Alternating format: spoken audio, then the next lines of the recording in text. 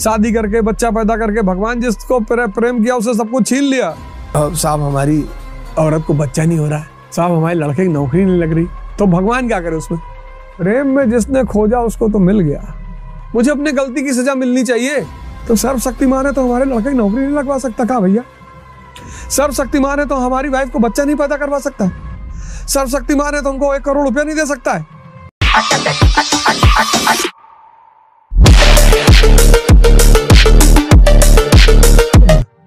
मतलब प्रज्ञावान, बुद्ध का मतलब बहुत लोगों को नहीं पता है। बुद्धिस्ट मतलब ही नहीं पता। बुद्ध मतलब प्रज्ञावान।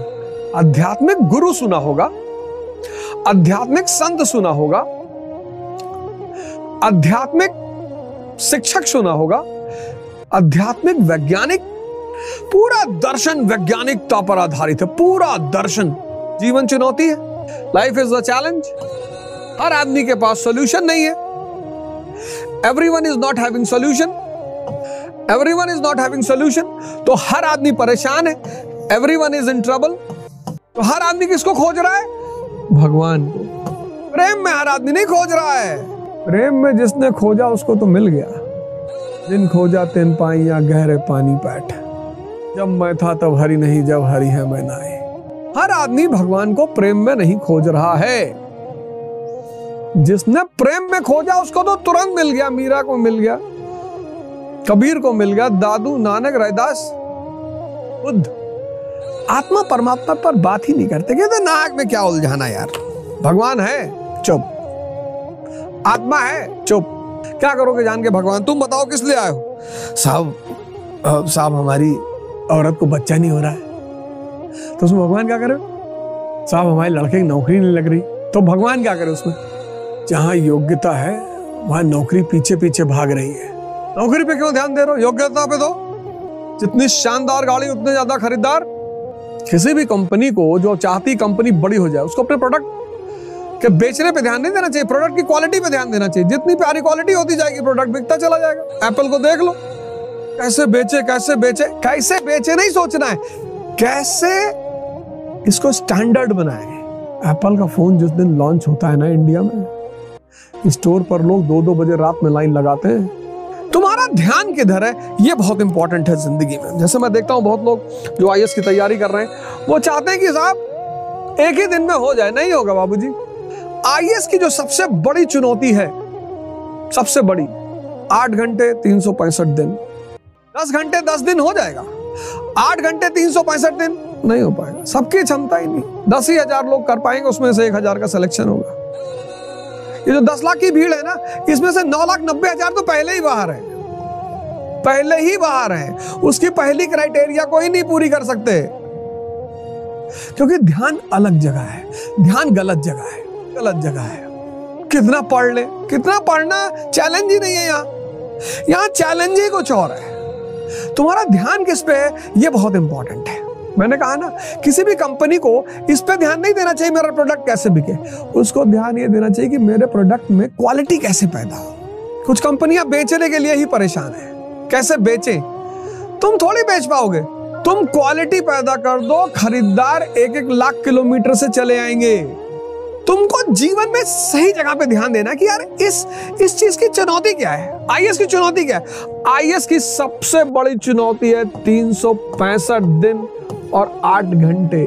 इससे बड़ी कोई चुनौती ही नहीं। ऐसे बुद्ध को भी पता है, भगवान बुद्ध को भी पता है कि साहब चुनौती भगवान की जरूरत ही नहीं, तुम परेशान हो इसलिए ढूंढ रहे हो। क्योंकि तुम्हें बताया गया कि जो सर्वशक्तिमान है, तो सर्वशक्तिमान है तो हमारे लड़के की नौकरी नहीं लगवा सकता क्या भैया?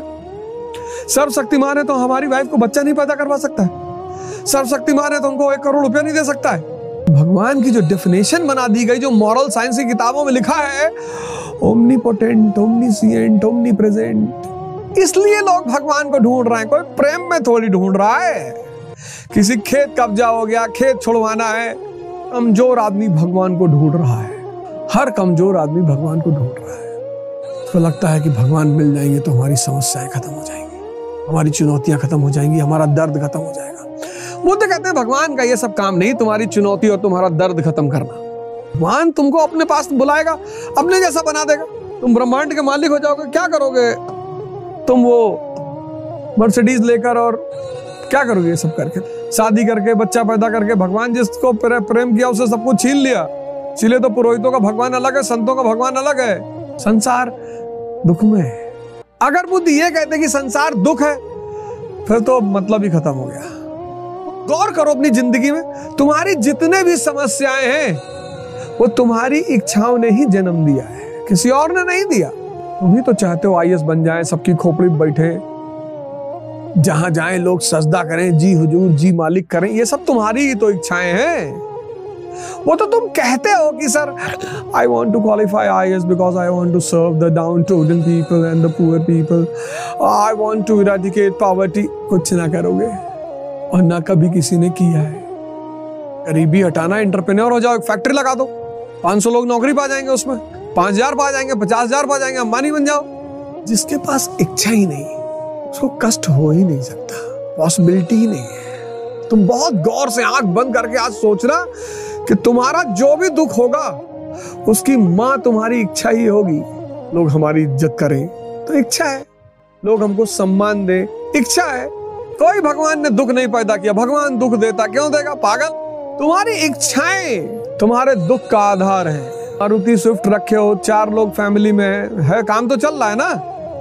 नहीं, वो मौसा जी BMW लेके आए और बार बार जब घर आते हैं तो देख के मुस्कुराते हैं। ये सब तुम ही सोच रहे हो, सब तुम्हारे दिमाग की उपज है। पता नहीं, हो सकता है उनको हंसने की बीमारी हो। इस संसार में कोई भी व्यक्ति अपनी किसी दूसरे की वजह से दुखी है ही नहीं, अपनी वजह से।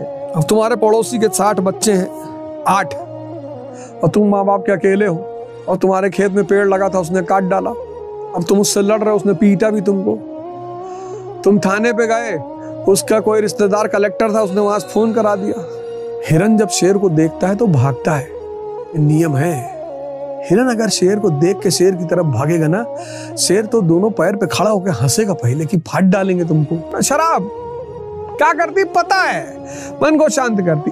शराब इसलिए नहीं पी रहे हो कि इंडिया मैच जीत गई या इंडिया मैच हार गई। इंडिया मैच जीत गई तो 1000 रुपए बंटवा दो, 4 गरीबों को खाना खिला दो। तुमको मन को शांत करने का एक बहाना चाहिए। चुनौतियों से घिरे हो, परेशान हो, दिमाग उलझा हुआ है, किसी की मंगनी हो रही, बोले पार्टी करनी पड़ेगी, किसी का बच्चा पैदा हुआ, बोले पार्टी पैदा। अब तो ये रस्म आ गई, कोई मर गया तो कहते हैं उसमें भी पार्टी करो। अब तुम देखो आज का समाज, अगर तुम देखो तो हर चीज को वो पार्टी में बदलना चाहते हैं। नई गाड़ी खरीदो, पार्टी दो, बच्चा पैदा हुआ, पार्टी दो, कपड़ा लाओ, पार्टी दो।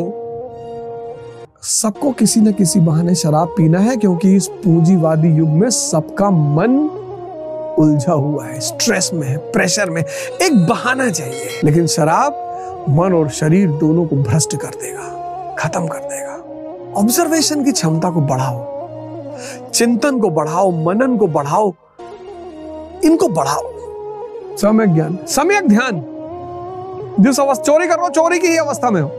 एक चोर एक बुढ़िया के मकान में कूदा, बुढ़िया जग रही थी। बुढ़िया ने चोर से कहा, आओ भैया चोरी करने आया। बहुत अच्छा भैया, मैं अपनी बहू से बहुत परेशान हूँ भैया, और मुझे पता है उसने अपने सारे गहने रुपए पैसे कहाँ रखे हो। मैं चाहती हूँ तुम उठा ले जाओ, मैं सब बता दूंगी तुमको, लेकिन बताने से पहले तुमको मेरा काम करना पड़ेगा, मेरी कहानी सुननी पड़ेगी। चोर ने कहा, यार इससे अच्छा सौदा क्या है, कहानी सुन के सब बता देगी बुढ़िया, मदद कर रही चोरी में। कहा बुढ़िया सुनाओ। बूढ़ी माता ने कहा कि मैं एक बार राजस्थान गई थी और राजस्थान के डेजर्ट में मैं खो गई, और जब बीच डेजर्ट में मैं प्यासी थी, बेहोश होने वाली थी, तभी एक चील ने मेरे ऊपर झपट्टा मारा, और जब उसने झपट्टा मारा मैं चिल्लाई, पंकज पंकज पंकज। उसके बेटे का नाम था पंकज। निकल आया, बहुत मार मारा चोर को। कहा मैं इसको पुलिस के हवाले करूंगा। बुढ़िया ने कहा जाने दो बेटा, वैसे ही मार चुके। अरे चोर ने कहा नहीं नहीं भैया, मुझको बंद कराओ भैया, मुझको भैया बंद कराओ, मुझे अपने गलती की सजा मिलनी चाहिए। बुढ़िया ने कहा तुझे मिल तो गई तेरी गलती की सजा। बोले वो तो गलती ही नहीं थी, मेरी गलती ये थी कि मुझे होश में रहे, मैं होश में रहूं कि मैं चोर हूं, मैं किसी कहानी सुनने थोड़ी आया हूं। देखो ध्यान भटक गया, काम लग गया। एजुकेशन, मैं बार बार ऐसी वही बात कहता हूं, education is to make the mind alive. शिक्षा अगर दिमाग को जिंदा नहीं कर पा रही है, खत्म है।